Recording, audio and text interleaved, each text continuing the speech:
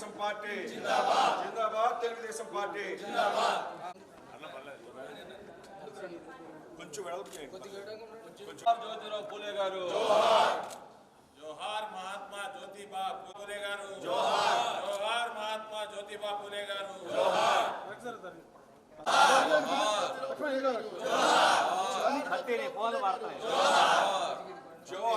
జోహార్ మహాత్మా జ్యోతిరావు పూలే గారు జోహార్ మహాత్మా జ్యోతిరావు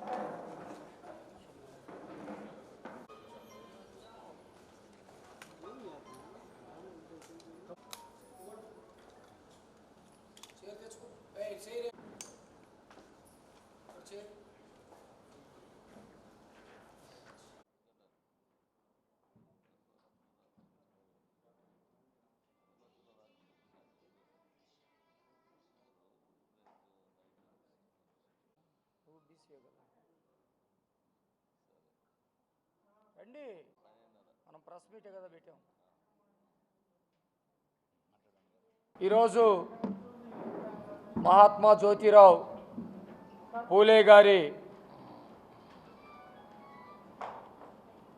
రెండవ శతాబ్ది అంటే 200 సంవత్సరాల పుట్టినరోజు వేడుకలు. 200 సంవత్సరాల క్రితం మహానుభావుడు, సంఘ సంస్కర్త, కుల నిర్మూలన కోసం పోరాటం చేసినటువంటి యోధుడు. చదువు ఉంటేనే జ్ఞానం ఉంటుంది, జ్ఞానం ఉన్నటువంటి కుటుంబం కానీ వ్యవస్థ కానీ పురోగతి సాధిస్తుంది. ఈ సిద్ధాంతాన్ని నమ్మి విద్య కోసం అహర్నిశలు శ్రమించినటువంటి మహాత్మా జ్యోతిరావు పూలే గారి 200 సంవత్సరాల జన్మదిన వేడుకలు తెలుగుదేశం పార్టీ కార్యాలయంలో జరుపుకోవటం చాలా సంతోషంగా ఉంది, అత్యంత ఘనంగా జరుగుతూ ఉంది. భారతదేశంలో మొత్తం జనాభాలో బీసీలు సగం. అలాంటి బీసీ సమాజానికి ఆదర్శంగా నిలిచినటువంటి వ్యక్తి. దరిద్రం ఏంటంటే మనం ఆ మాట అనకూడదు. స్వాతంత్రానికి పూర్వం పెద్దలు అంబేద్కర్ గారు కానీ, జగజ్జీవన్ రావు గారు కానీ, జ్యోతిరావు పూలే కానీ, మిగతా అనేకమైనటువంటి పెద్దలందరూ కూడా వాళ్ళు సమాజ హితం కోసమే అనేకమైనటువంటి కార్యక్రమాలు, ఉద్యమాలు చేసినటువంటి వ్యక్తులు.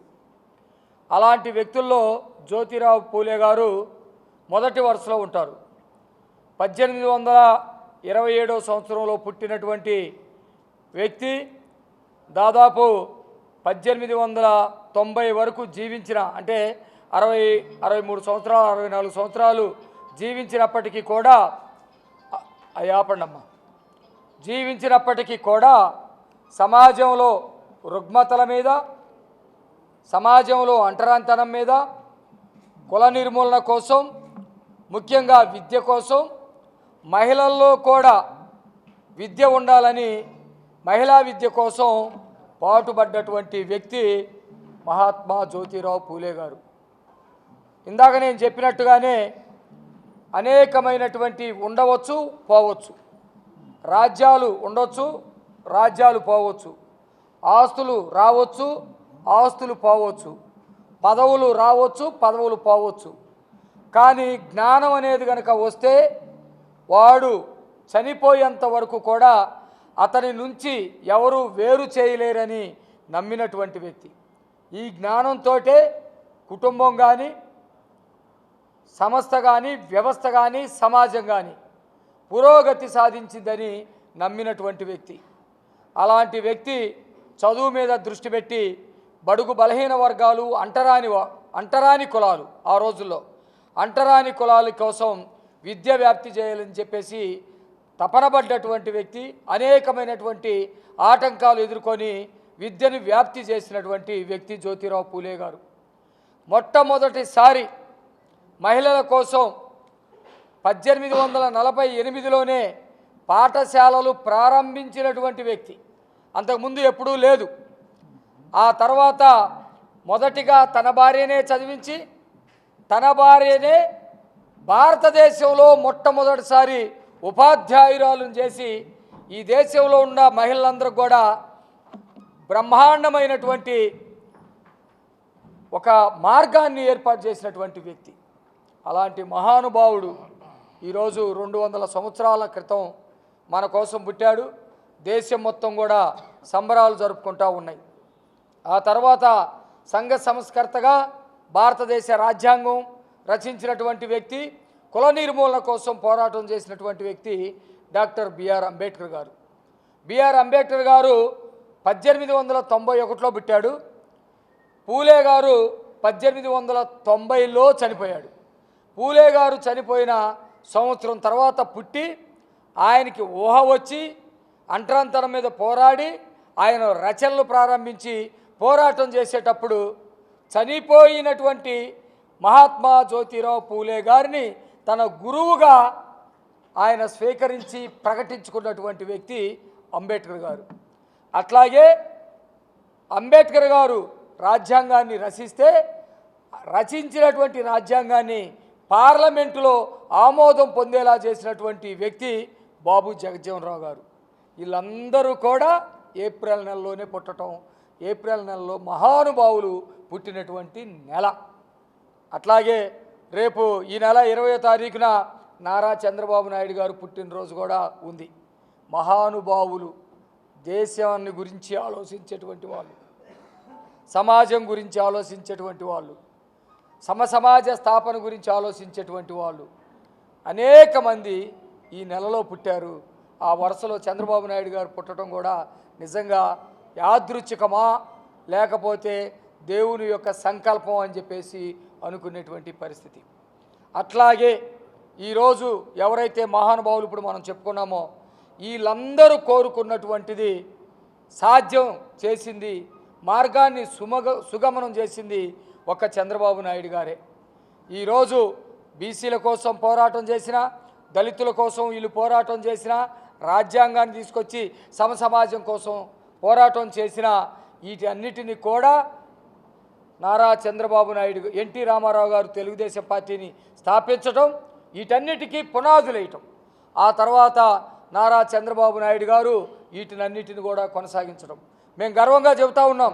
తెలుగుదేశం పార్టీ అధ్యక్షులు ఈనాడు పల్లా శ్రీనివాసరావు గారు ఒక బీసీ. తెలుగుదేశం పార్టీలో స్పీకర్గా చేసినటువంటి యనుమల రామకృష్ణుడు గారు ఒక బీసీ. తెలుగుదేశం పార్టీలో ఆంధ్రప్రదేశ్లో మొట్టమొదటిసారి హోమ్ మినిస్టర్గా చేసినటువంటి దేవేంద్ర గౌడ్ గారు ఒక బీసీ. మొట్టమొదటిసారి ఆంధ్ర రాష్ట్రంలో రెవెన్యూ శాఖ మంత్రిగా చేసినటువంటి మహేంద్రనాథ్ గారు ఎస్సీ. ఇవన్నీ తెలుగుదేశం పార్టీతోటే సాధ్యమైంది. రెవెన్యూ శాఖ చేసిన, ఆర్థిక శాఖ చేసిన, స్పీకర్లు చేసిన, భారతదేశ అత్యున్నత పార్లమెంట్కి స్పీకర్ చేసిన, ఇవన్నీ కూడా మహానుభావులు కలలుగన్నటువంటి కలలు. ఆ కలల్ని నిజం చేసినటువంటి పార్టీ తెలుగుదేశం పార్టీ. అందుకనే మహానుభావుల ఆశయాలకి అనుగుణంగా తెలుగుదేశం పార్టీ పనిచేస్తుందని, తెలుగుదేశం పార్టీ అధికారంలోకి వచ్చిన ప్రతిసారి ఈ వర్గాల అభ్యున్నత కోసం పనిచేస్తుందని చెప్పేసి అనేక సార్లు రుజువైంది. ఈ కార్యక్రమం జరపటం చాలా సంతోషంగా ఉంది. మరి ఎవరైతే ఈ దేశం కోసం పనిచేసినటువంటి మహానుభావులు ఉన్నారో వారి యొక్క ఆశయ సాధనాల కోసం తెలుగుదేశం పార్టీ పనిచేస్తూనే ఉంటుందని చెప్పేసి కోరుకుంటూ, అసందర్భమైనప్పటికీ కూడా కొంతమంది రాక్షసులు, కొంతమంది ఈ నాయకుల యొక్క సిద్ధాంతాలకు వ్యతిరేకంగా మాట్లాడేటువంటి వాళ్ళు, ఈ నాయకులు రచించిన రాజ్యాంగానికి వ్యతిరేకంగా మాట్లాడేటువంటి వాళ్ళు, ఈ నాయకుల యొక్క ఆశయాలకు వ్యతిరేకంగా మాట్లాడేటువంటి కొంతమంది రాక్షస గణం ఈరోజు బయలుదేరి ఈ రాజ్యాంగానికి వ్యతిరేకంగా మాట్లాడుతూ ఉంది. వాళ్ళ పట్ల అప్రమత్తంగా ఉండాల్సినటువంటి బాధ్యత కూడా మన పట్ల ఉందని ఈ సందర్భంగా తెలియజేస్తూ, మా BC cell, Telugu Desam party BC cell అధ్యక్షులు, గుంటూరు జిల్లా అధ్యక్షులు వేములకొండ శ్రీనివాసుని 2 నిమిషాలు మాట్లాడాల్సిందిగా కోరుతా ఉన్నాం. ఈరోజు ప్రముఖ తత్వవేత్త, అట్లాగే మహాత్ముడు జ్యోతిరావు పూలే ద్విశతాబ్ది జన్మదిన సందర్భంగా ఈరోజు మన జిల్లా పార్టీ ఆఫీసులో అధ్యక్షుడు పిల్లి మాణిక్యాలరావు గారి ఆధ్వర్యంలో వారికి ఘనంగా నివాళులు అర్పించడం జరిగింది. ఈ కార్యక్రమానికి విచ్చేసిన తెలుగుదేశం పార్టీ కుటుంబీకులకి అట్లాగే బీసీ నాయకులకి అందరికీ కూడా పేరు పేరున ధన్యవాదాలు తెలియజేస్తున్నాం.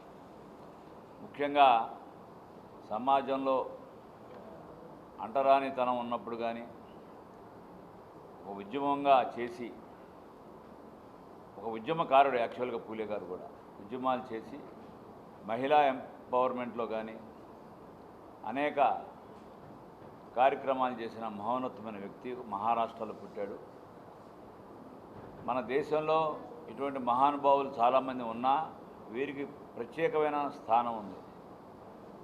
ఎందుకనంటే ముఖ్యంగా మహిళలు ఆ రోజుల్లో బయటకు రాని సమయంలో మహిళలకు కూడా విద్య అవసరం, ప్రతి మానవుడికి విద్య అవసరం, విద్య ఉంటేనే ప్రతి కుటుంబం ఎదుగుతుందని చెప్పి విద్య ద్వారా తప్ప వేరే మార్గం లేదని చెప్పి ఆ రోజుల్లో ఆయన ప్రతి జిల్లాలు ప్రతి దేశం అంతా పర్యటించి ఉద్యమాన్ని నడిపాడు.